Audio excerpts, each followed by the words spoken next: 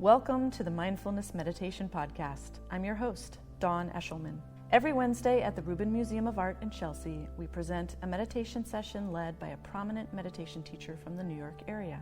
This podcast is a recording of our weekly practice. If you would like to join us in person, please visit our website at rubinmuseum.org/meditation. We are proud to be partnering with Sharon Salzberg and the teachers from the Interdependence Project. In the description for each episode, you will find information about the theme for that week's session, including an image of a related artwork chosen from the Rubin Museum's permanent collection. And now, please enjoy your practice.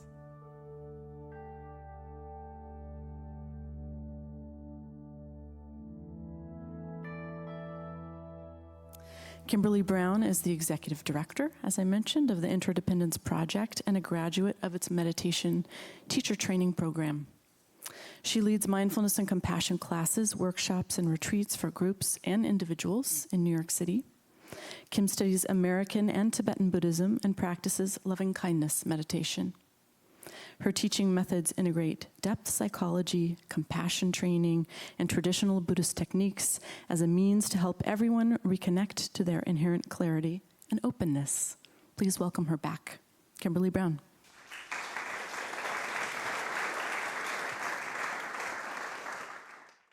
Hi. It's so nice to be back, and it's really great to see many of you again. I think, is anyone here for the first time? Oh gosh, great. Oh, okay. So, wow, this election.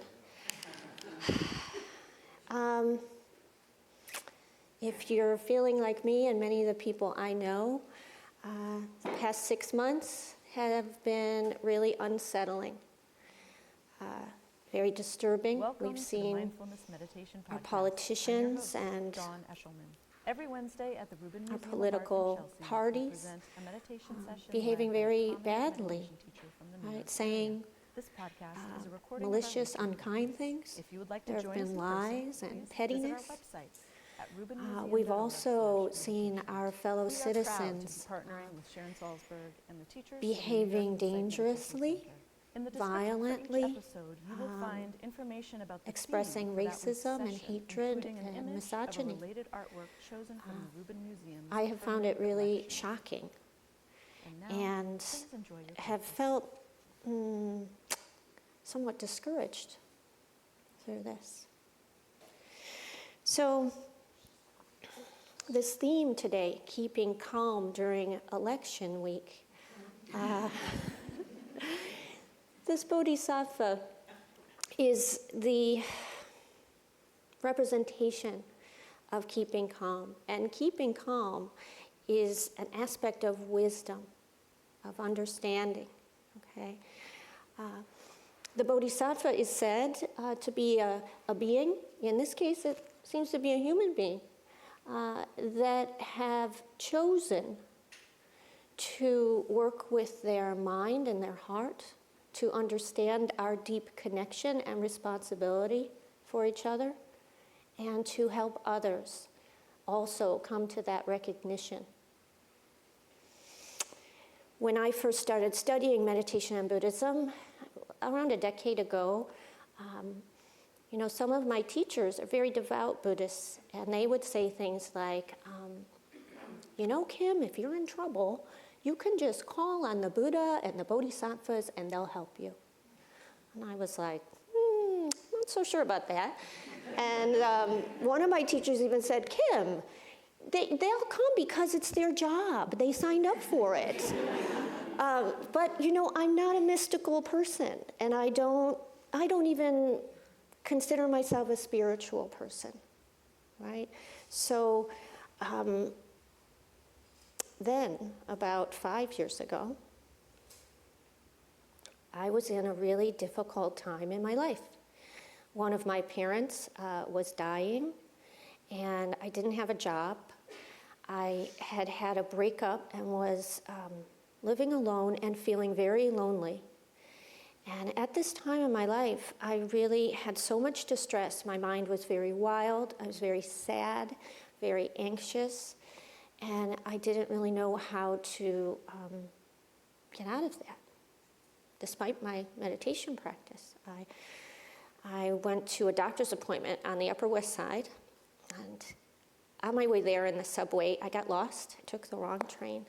I got off and got out. I was on the street, and I remember thinking, wow, I'm really sunk. I don't know what else to do. I really had such a sense of despair. And I thought, all right, well, I'll try it. So I said to myself, all right, Buddhas, Bodhisattvas, if you could hear me, I am really suffering, and I really could use your help. I'm really struggling. Please help me. I was on 86th Street. I didn't say it out loud. So then I went on my way, and I stopped at a food cart, and I got a coffee. And the man who was the vendor at this cart was extremely kind. And he must have noticed I was struggling because he asked me to take care of myself. I think he offered me some fruit or something. I was very touched. And then I got to my doctor, who really listened and heard me and helped me. I left that office, and an old childhood friend called me from Chicago, and she was extremely loving. Then I got on the subway, and someone gave me a seat. So, this continued, and I had a deep, deep recognition and understanding that bodhisattvas do exist. They're here, they're in our hearts.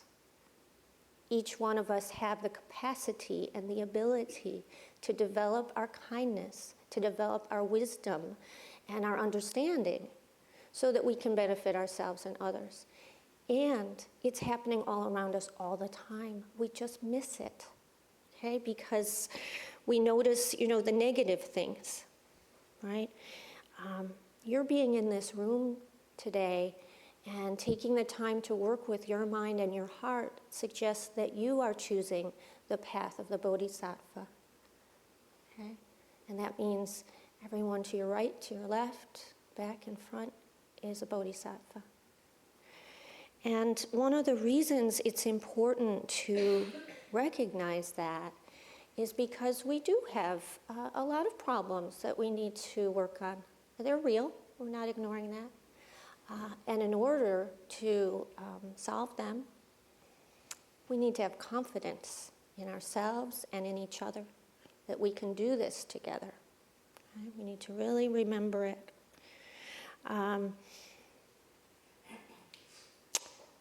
One way to start to notice this, to develop this view of understanding that each one of us can develop and be bodhisattvas, and many are, is to start to recognize small goodnesses. You'll hear Sharon Salzberg talk about mindfulness of the good. Okay? This is being really, truly aware of when you do something of benefit. Now, something of benefit is a thought, a spoken word, and an action, okay? So the next time you are thinking, wishing someone to have something good happen to them, like, oh, I hope she gets an A on her test. Noticing that, okay? Noticing that that was a beneficial action. The next time you're working and it's late and you're tired, and you notice you're tired and you stop working and go to bed. Understanding and being mindful that that was a beneficial action, okay? When you're at work and someone wants to share their food with you, tell you a joke, lend you a hand, each one of those are beneficial actions, all right? And the next time you're in the subway or on a bus, put your phone away for 10 minutes and really just look around you. Okay? You will see so many kindnesses. Someone will gently move over so you can get by. Another person will catch someone's eye and smile. People hold the door for each other and give each other seats all the time. And these are happening probably 100 to 1, maybe 1,000 to 1 to every negative interaction. Okay? So really reminding yourself of that and knowing that we have the potential, each one of us, to understand our deep and great connection and our responsibility together.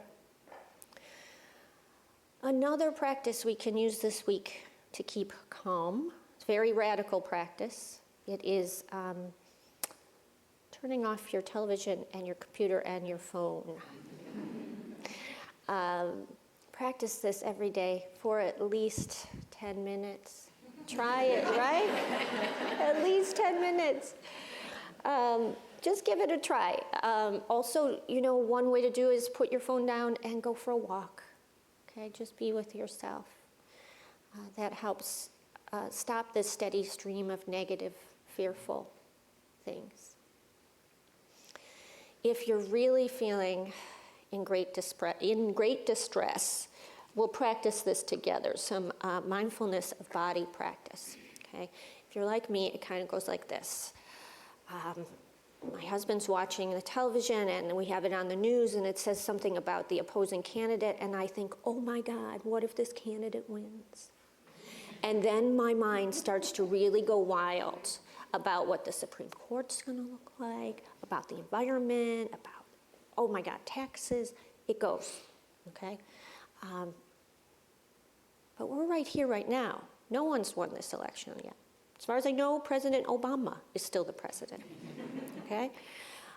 So my work is to return to the present, to what's real, right? And the best way to do that is through my body, to hear the sounds happening right now, to feel the sensations on my feet right now, okay? And this takes also a sense of trust. The trust is that whatever happens next week, I and you and we will meet this with wisdom and compassion. Okay? How do I know this? Because we have done it many times in our lives. Each one of us have been in really difficult spots. Okay? So let's practice this together for a little bit. Everyone, take a comfortable seat, but don't get too comfortable because you might fall asleep. Okay? And if you are feeling sleepy today, keep your eyes open and or stand up. Okay? That's an appropriate way to meditate. Let's begin with our eyes closed. Okay. And just noticing that you're here. You're here at the Rubin Museum. Feeling your feet on the floor. Noticing the sounds around you. And taking a moment to allow your intention to arise. Whatever brought you here today, whatever motivated you to come and want to sit in this room and work with your heart and your mind. Allow that to be present and really appreciate it.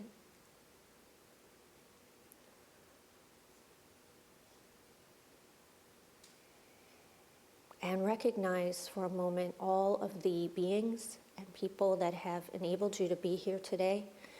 And that is, wow, so many that they're not countable, right? It started when your mom was pregnant. People helped her. When you were born, people, medical people helped you, very likely. Maybe family and friends were there. When you were young, teachers, fellow students, your family, friends, neighbors, strangers, people helped you up, taught you things, listened to you. Strangers returned lost items to you. There were probably people who prayed for you, and people who gave you directions when you were lost, cheered you on, gave you a seat.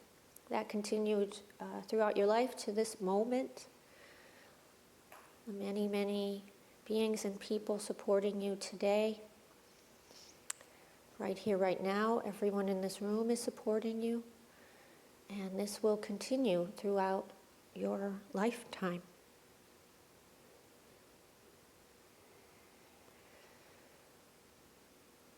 Bringing your attention to the soles of your feet, having the experience of your feet on the floor.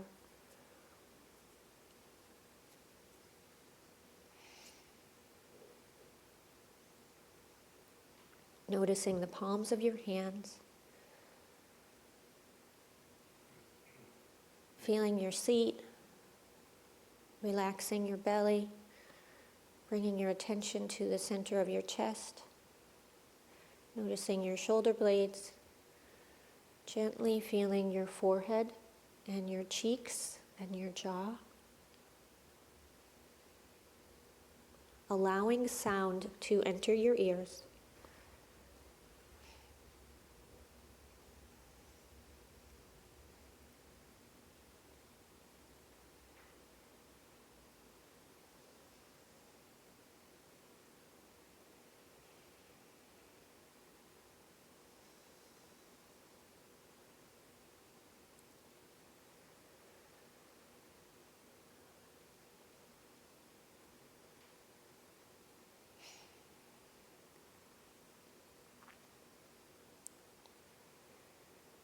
Noticing where your mind is, noticing if any thoughts are arising, if you're worrying,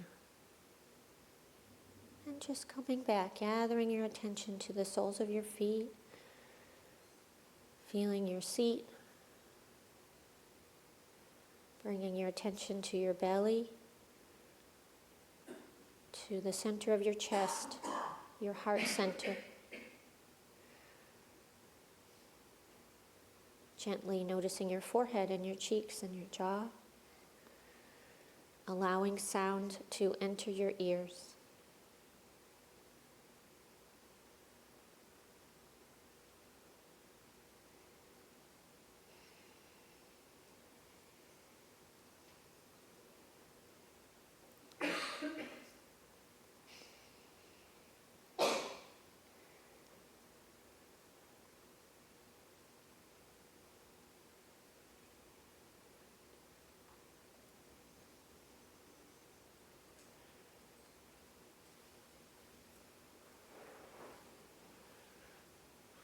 The practice is coming back to the present over and over again. Wherever you are, coming back, feeling your feet. Noticing the palms of your hands. Feeling your belly, the center of your chest, your shoulder blades. Allowing sound to enter your ears.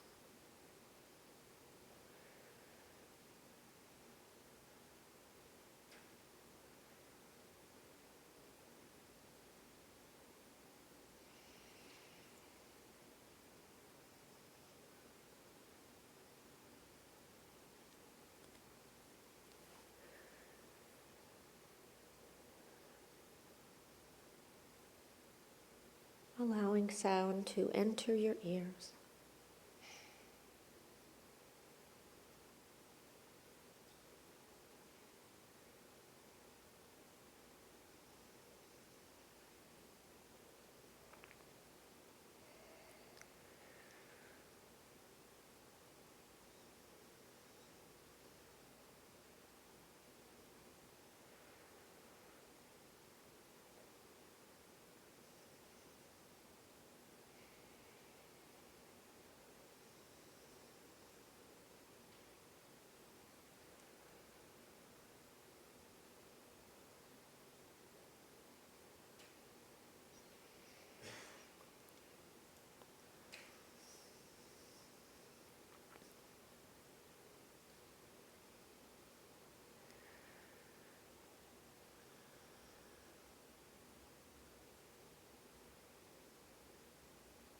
If you're planning or remembering, simply noticing that, gently returning to the feeling of your feet and your hands, your belly, your heart center. Noticing your forehead, your cheeks, your jaw. Allowing sound to enter your ears.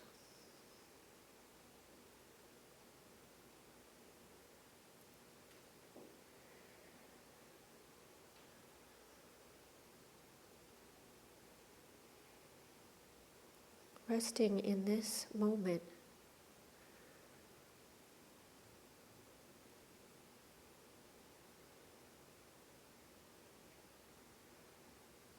Bringing your attention to the soles of your feet and resting your attention there.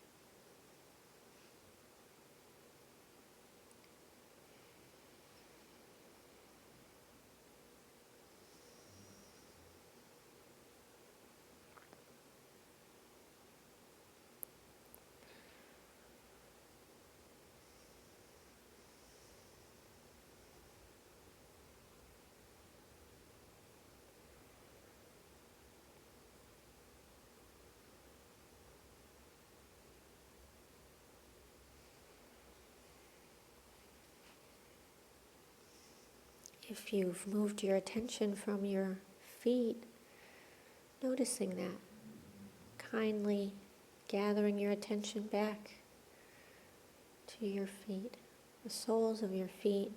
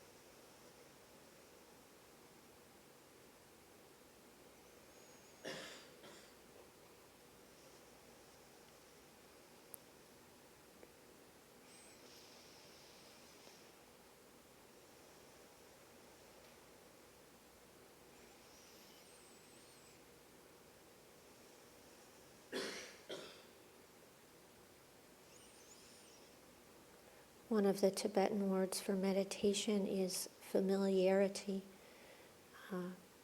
in the sense of friendship, of getting to know yourself, becoming familiar with your experience.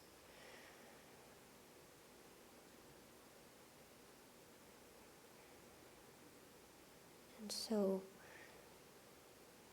with friendliness, noticing your feet, the palms of your hands, your belly, the center of your chest.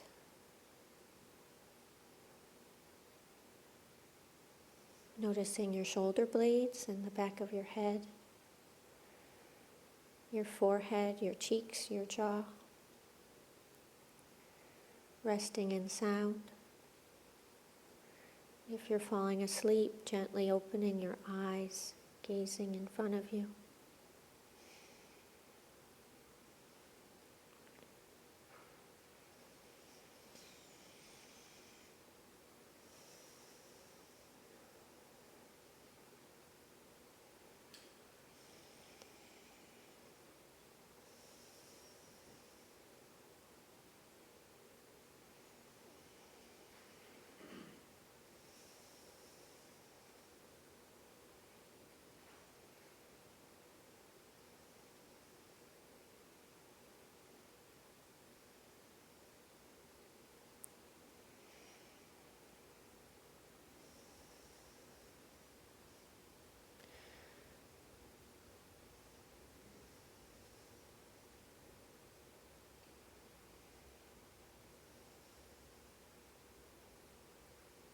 If you're having a conversation with someone in your mind, telling a story, remembering something that happened, just noticing that kindly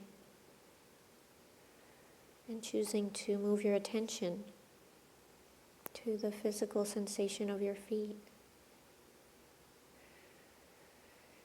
feeling your seat,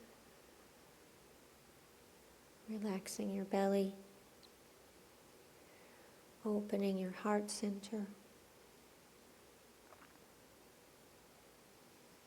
gently feeling your forehead and cheeks and jaw.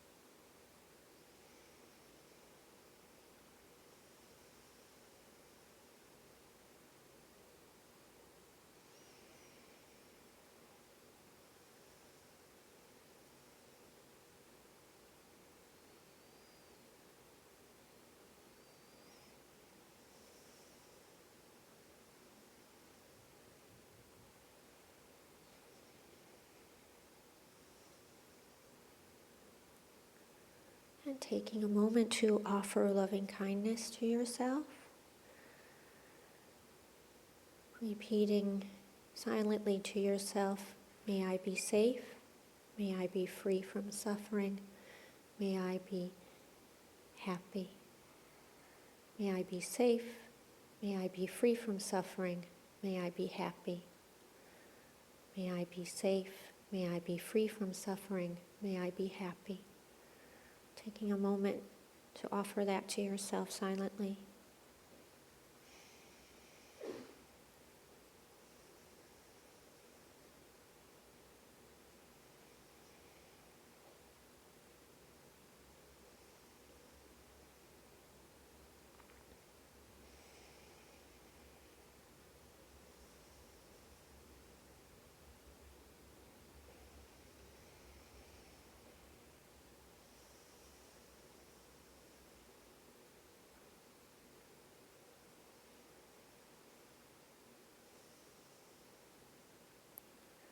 And taking a moment to offer this loving kindness to each other.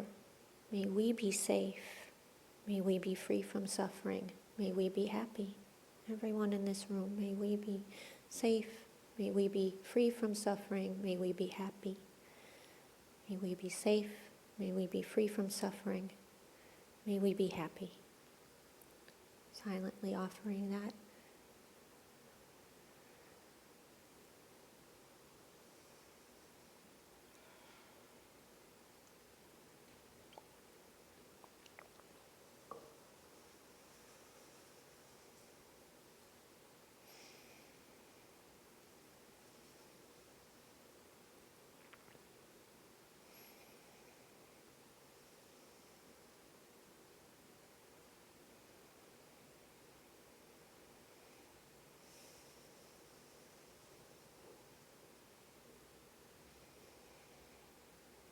And taking a moment to offer this loving kindness to all Americans, everyone in the United States who are affected by this election, are part of this election, whether they're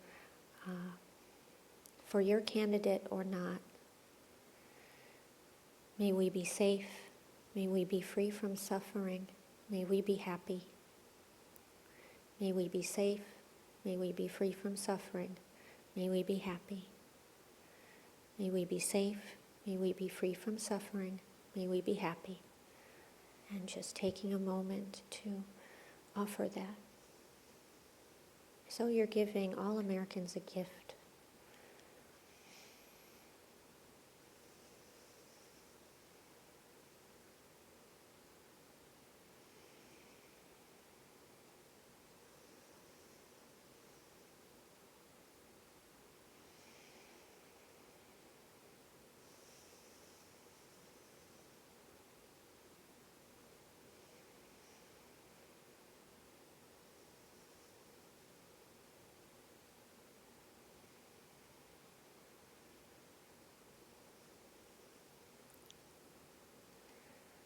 Bringing your attention back to your feet. In a moment, you'll hear the bell ring. Please stay still until you can no longer hear it. And at that time, if you'd like, you can join me in offering a bow to yourself in gratitude for your work here today.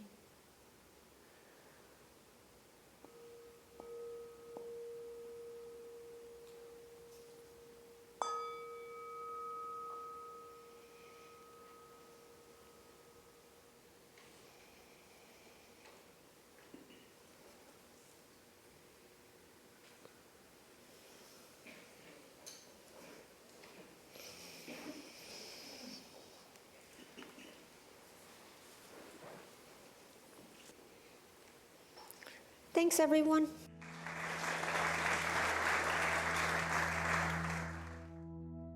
That concludes this week's practice. If you'd like to attend in person, please check out our website, rubinmuseum.org/meditation, to learn more. Sessions are free to Rubin Museum members, just one of the many benefits of membership. Thank you for listening. Have a mindful day.